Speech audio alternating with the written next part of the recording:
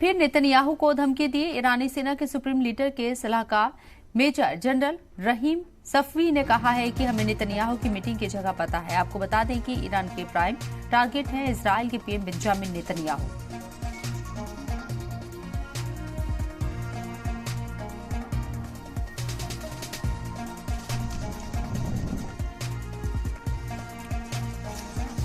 आपको बता दें ईरान ने एक बार फिर से नेतन्याहू को धमकी दी है। ईरानी सेना के सुप्रीम लीडर के सलाहकार मेजर जनरल रहीम सफवी ने कहा है कि हमें नेतन्याहू की मीटिंग की जगह पता है।